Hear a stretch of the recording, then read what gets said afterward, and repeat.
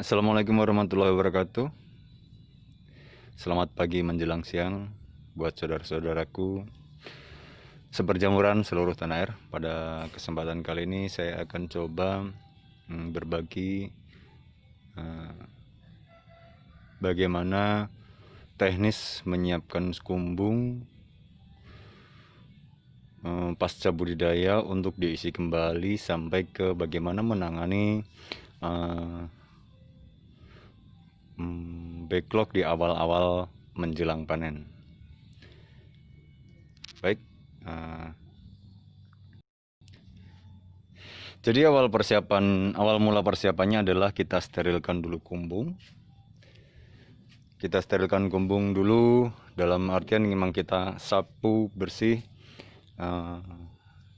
sampah seluruh ruangan pasca budidaya, sampahnya. Setelah kita sapu bersih, kita cuci raknya. Artinya kita cuci raknya, kita sterilkan raknya. Beberapa petani bisa menggunakan desinfektan atau fungisida atau bakterisida dan sebagainya. Kalau restu jamur lebak sendiri sebenarnya lebih simpel. Nah, setelah backlog lama kita keluarkan, pasca budidaya kita keluarkan, kita bersihkan, kita sapu seluruh raknya sampai ke lantai-lantainya, lalu kita bilas dengan air. Setelah itu kita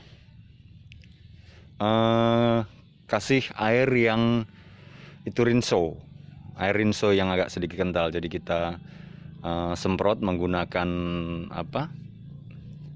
selang air atau menggunakan pompa biar lebih merata, tapi tidak dibilas lalu didiamkan selama 3 hari. Nah, setelah kita diamkan selama 3 hari, setelah itu kita semprot lagi dengan menggunakan Baiklin. Baiklin itu sebenarnya termasuk jenis fungisida tapi tingkat rendah, hanya kita sedikit perlu kentalkan. Kenapa Baiklin? Sepertimbangan saya sebegini. Baiklin mungkin lebih mudah ketersediaannya dan lebih murah. Nah, ketika kita emang itu kita tinggal cari ke warung, beli yang sasetan, kita pakai dosisnya 1,5 seperti biasanya, lalu kita campurkan di drum, kita sedot dengan menggunakan pompa penyedot air, lalu kita siramkan ke seluruh ruangan termasuk raknya. Nah, setelah itu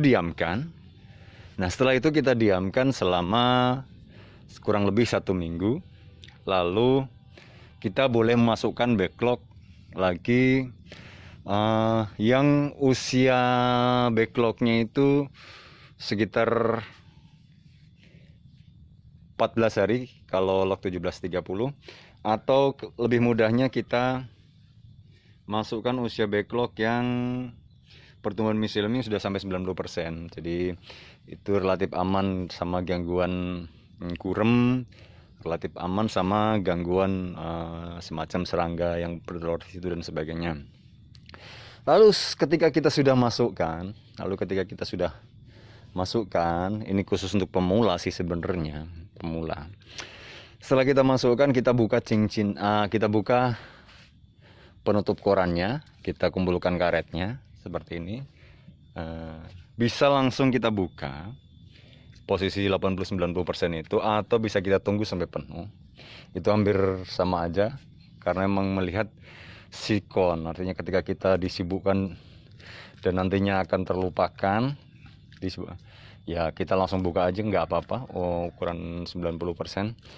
Ketika kita nanti suatu saat emang nggak sibuk dan sebagainya dan akan kepegang, kita buka korannya seperti ini. Kita buka korannya, lalu kita semprot ini kotoran-kotorannya ini. Karena sebenarnya ini beberapa pelaku itu memang tidak akan ketemu seperti ini, karena memang tinggal bagaimana teknis bibitnya. Tapi kita semprot itu intinya untuk mulai mengenalkan kelembapan. Jadi miselium itu memang di saat mereka butuh untuk mulai penetrasi, untuk mulai mengenal lingkungannya, kita mulai kenalkan dari awal. Nah, setelah kita kenalkan dengan kelembapan atau kita siram sampai bersih, kita diamkan saja. Kita tunggu mulai panen awal. Nah, ini seperti ini. Ini baru belajar panen udah 2 hari ini. Saya pakai strainnya jenis Florida kebetulan ini, jadi buahnya tidak seindah ketika memang pakai HU atau Hypsisigus ulmarius. Kalau HU itu kan relatif dia kompak. Artinya di tumbuh pertama bisa 30-40% populasi log itu tumbuh semua dan sebagainya. Itu tergantung pilihan. Jadi tergantung bagaimana kita mengemas manajemennya. Artinya ketika pakai HU fluktuasi panennya emang cenderung fluktuatif banget ya naik turunnya. Cuma ketika kumbungnya banyak dan populasinya banyak, itu tidak akan berpengaruh fluktuasi panen itu. Artinya ketersediaannya akan terus ada, tinggal bagaimana ngaturnya. Cuma kalau misalkan untuk ukuran petani yang kecil, khususnya saya sendiri, saya lebih suka pakai Florida. Kalau saya ini ya, jadi semuanya recommended. Cuma kalau saya pakai Florida, karena Florida menurut saya itu memang panennya fluktuasinya cenderung flat. Artinya petani kecil yang 1 saung itu lebih bagus panen 20 kilo sampai ke 50 kilo, nanti turun lagi juga nggak gratis sampai gitu. Seperti itu. Saya lebih memilih, kalau saya untuk saung-saung kecil lebih memilih Florida yang fluktuasi panennya lebih flat. Nah, bagaimana setelah mulai berbuah seperti ini? Kalau saya di sini sudah tidak dulu dikenalkan dengan penyiraman, karena memang backlog baru itu safety sama air. Artinya di sini kandungan airnya masih banyak banget, sehingga tidak disiram pun jamur kondisinya agak sedikit basah. Nah, kalau agak sedikit tua, dia agak sedikit basah. Nah, ini kita tidak siram. Kalau restu jamur itu tidak siram, tapi kita diamkan dulu sampai hampir seluruh backlog itu berbuah. Kita nggak pernah siram. Hanya setelah berbuah kedua, mulai siklus buah kedua, kita copot cincinnya seperti ini. Ini sebagai tanda kalau di restu jamur, sebagai tanda backlog ini sudah berbuah kedua. Nah, kita copot ini, kita tunggu sampai fluktuasi puncak turun lagi. Baru setelah buah kedua, baru kita linting plastiknya. Kita lingkis plastiknya seperti ini. Nah, ini baru mulai dikenalkan penyiraman yang lebih intens. Artinya sore habis panen itu ya. Sore habis panen kita bisa siram. Nah, lalu mulai aplikasi obat. Artinya obat-obat yang menahan datangnya serangga. Nah, obat itu bisa, karena memang siklus serangga itu ada yang 7 hari, ada yang 10 hari dan sebagainya. Tergantung ada endemi serangga apa yang ada di sekitar kebun kita. Nah, itu kita pelajari. Misalkan kayak serangga pada umumnya untuk jamur, biasanya kita seminggu sekali. Jadi obat-obat anti serangga itu seminggu sekali aplikasinya. Nah, tolong ketika kita mau aplikasikan obat-obat untuk serangga, jamur itu kita bersihkan. Jadi kita petik sampai 0, terus kita aplikasi untuk obatnya. Jangan takut terus nanti panennya akan terganggu dan sebagainya.